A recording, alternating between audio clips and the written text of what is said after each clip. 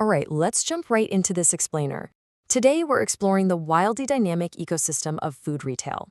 We're going to take you from the very basic foundational concepts all the way through to advanced, high-level strategic execution. Honestly, whether you're a seasoned industry pro or just, kind of fascinated by how on earth the entire world gets fed every day, this is going to be an absolutely incredible journey. So before we map out the whole industry, I want you to just think about your own recent grocery run. Seriously, where did you buy your last meal? Was it at some massive superstore, a tiny corner shop, or hey, maybe it was just a few taps on your smartphone from your couch? Because that everyday, simple act of getting your food, that right there is the ultimate battleground for today's retailers. We are talking about a space where trillions of dollars change hands, and it's evolving faster than we've literally ever seen. To make sense of it all, here's our roadmap for today. We're going to cover four main areas. First, the food retail landscape. Second, crafting a winning strategy. Third, surviving retail hypercompetition. And finally, number 4, building the marketing plan. Okay, let's kick things off with part 1, the food retail landscape. Now, you might be wondering, what exactly separates retailers from the rest of the supply chain? Well, it's simple. They are the absolute final link.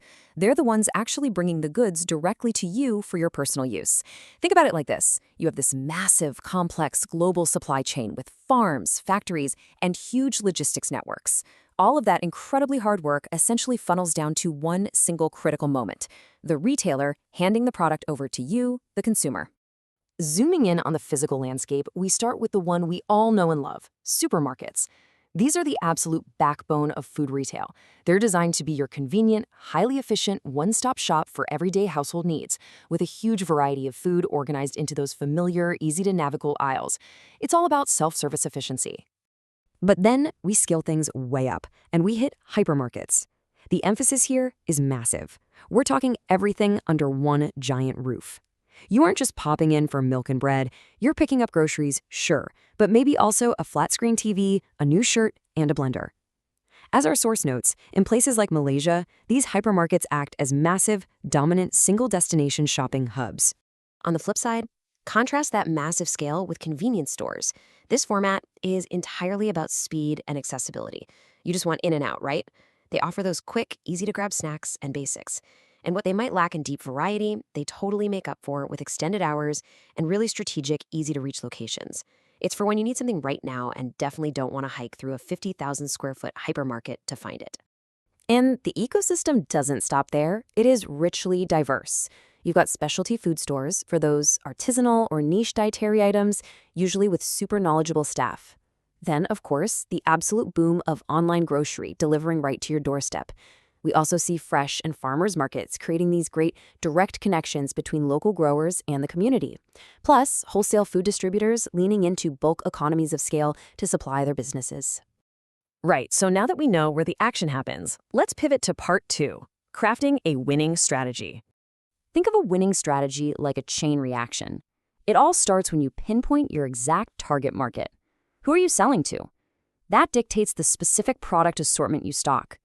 Then, that assortment needs a pricing strategy, finding that sweet spot between profitability and affordability for the consumer. Next, you physically map that out in an optimized store layout. And finally, you wrap the whole thing up in top-tier, loyalty-building customer service. But hey, the modern retailer really can't stop there. Today, your strategy needs an omni-channel promotion approach and a rock-solid e-commerce presence. Uncompromising food quality and safety, that's just non-negotiable if you want consumer trust. Plus, you absolutely must commit to continuous innovation, especially around sustainability. Things like ethical sourcing and reducing food waste are literally what separates the market leaders from the ones falling behind. To actually future-proof these strategies, leaders have to ask themselves some pretty tough questions.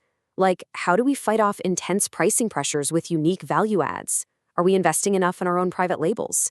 And crucially, how do we keep delivering an incredible assortment of fresh food in a digital world where online grocery shopping shows zero signs of slowing down? Which brings us to the battlefield in part 3, surviving retail hypercompetition. Listen, retailers today are being squeezed from literally every direction. You've got non-grocery rivals invading the space, the industry is fiercely consolidating at the top while splintering at the bottom, evolving delivery tech is just completely rewriting the rules, and consumer demands, they're changing by the minute. It is a highly volatile, high-stakes environment entirely powered by technology and data. So how do you survive this pressure cooker? You need these 6 competitive strategies. It's way beyond just basic customer satisfaction. You need strategic soothsaying, meaning predicting market shifts before they even happen. You need speed, the audacity to shift the rules of the game in your favor, clear signaling of what you plan to do, and the ability to launch sequential thrusts. Basically, rapid, non-stop innovations that keep your competitors permanently off balance. Now let's zoom in and bring it all home with part 4, building the marketing plan. People mix these two up all the time, but the distinction is super important. A marketing plan is a highly documented, incredibly specific roadmap of actionable steps and quantified goals. An overall business plan, that's the broader corporate umbrella, covering IT, HR, operations, and finance. In a marketing plan, those other departments only really matter in terms of how they specifically help you achieve your marketing goals. Why is a succinct, actionable marketing plan so essential? Because it's the bridge between knowing your audience and spending your money. It directly aligns your deep understanding of the target consumer with how you actually allocate your resources. It tells you exactly where the budget goes and how your team is deployed so you can hit your targets without wasting a single cent. But a plan doesn't just write itself, right? It takes a whole cross-functional cast of characters.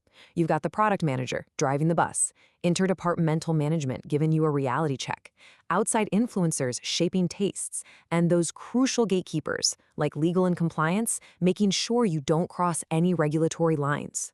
All of this happens before upper management finally gives the green light. When you execute this plan properly, it is basically a superpower.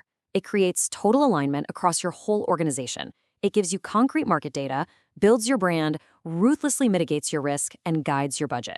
Ultimately, it's not just an internal to-do list. It's the exact proof you need if you want to secure funding from outside investors. We have covered a massive amount of ground today, from the basic definitions of the final supply chain link right into the trenches of hypercompetition and down to the tactical nitty-gritty of the marketing plan.